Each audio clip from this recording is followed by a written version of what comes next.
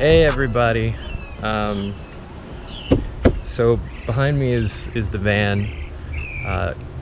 Most of you probably know it's been done for quite a while now, many months. We've been busy enjoying it and haven't really been posting a lot of content about it since it's been done. And I think we're long overdue for a van tour. So we're gonna do that now.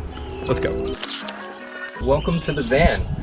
I think we're gonna start up front in the cab and we'll just work our way back. I'll try and hit all the features. I might forget stuff, forgive me in advance. So we have bone stock cabin, save for this seat that I'm sitting on right now. We did do a swivel on the passenger side. Gains us a lot of extra space when we're parked. That's become very important when we're traveling, especially now that we have 2 dogs in here. It's a little cramped when we're all in here at the same time. So any extra space you can get is great. Above my head is overhead storage. A lot of cool stuff up there. Functionally though, this acts as a little cabin separator. So I have curtains here that Angela hemmed for me that run on this curtain rod, and we can close off the cabin for a little extra privacy. And they just have some simple snaps to keep them against the wall here. Up top we have the first of 2 Max Air fans. These have been awesome, required for a van just to circulate air. And moving back behind the driver's seat, we have what is essentially our bathroom. So really quickly, we use this as basically our toiletries cabinet. We got our mirror. My overnight bag is in here right now, along with some extra toothbrushes, toothpaste, so on and so forth. And that's where we keep all of our stuff for getting ready. Underneath here, welcome to the loo. Basically down here we have a Nature's Head composting toilet. Works great, very highly recommended. I've had no issues with it. Ours works like this. Basically, I've got two 500-pound drawer slides down there, and it just rolls out, locks into place, locks back into place when you're finished with your business. Very easy most of the time. Welcome to our kitchen, which is exactly 1 cabinet away from the bathroom. And we have our Camp Chef outdoor oven. Great unit. It's got 2 burners up top, 1 oven in the middle, obviously. We have some open storage here with these nifty IKEA units and our peel and stick tile backsplash, which looks very fancy. Champagne and olive oil, all the essentials. Moving this way, we have our sink, which is a nice deep sink, which is great for hiding all that mess. It's not always the case that you want to clean up right after you cook, so having something to stash dishes in is excellent. If we turn the corner, I guess this is probably the last kitchen component, and above that is the control panel, is our little Dometic fridge. I don't remember the volume on this thing, but it's more than enough for us. This is the main control panel for the whole van. Up here, top corner, this is the control panel for our diesel heater, which lives under this bench, and I'll show you that in a moment.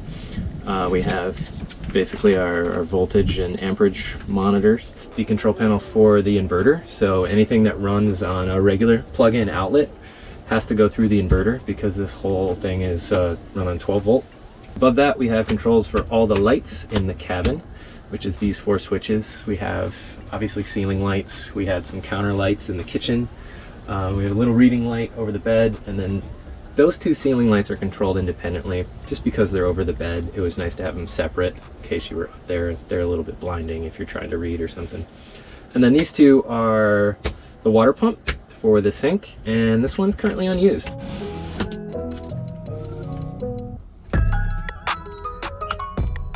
So back in here we have 2 fuels. The propane, which is stored right here in this little 10-gallon tank, and a small diesel tank. The propane runs 2 things, the Camp Chef stove that we talked about earlier, and it runs an outdoor shower in the back that we'll get to when we go to the garage. The diesel is specifically for the diesel heater that lives in this bench. Little Chinese unit, keeps this place nice and toasty, so we could do 4-season camping if we were so inclined. And hopefully we are, and hopefully we will. Welcome to the bedroom. Up here we have a queen width bed, and it's been shortened a little bit. One of the key things I wanted in my van was storage for a couple of mountain bikes. All that happens underneath here, so you're dealing with something that needs to be a certain height off the ground. This is what you end up with, basically. I can sleep in here pretty comfortably. I can't fully extend my legs. It's a compromise, but it works for me. Up here we have our wardrobes, basically his and hers. We have some storage bags. Also in this back corner is a 110 outlet as well as a 12-volt receptacle, so I can charge all my electronics back there at night. Further back we have this little guy. It's one of two fans back here. This one is just kind of directly at you, which is very nice if you want a little bit extra air movement. However, we also have the second max air fan back here, which we use as generally an intake and the other one as an exhaust, so you get a nice airflow going through the van this way. And up above my head, I guess probably the last thing to talk about that's of any interest is there's an LED strip back there that we use as a reading light, which at night is very cozy and more than enough to read by.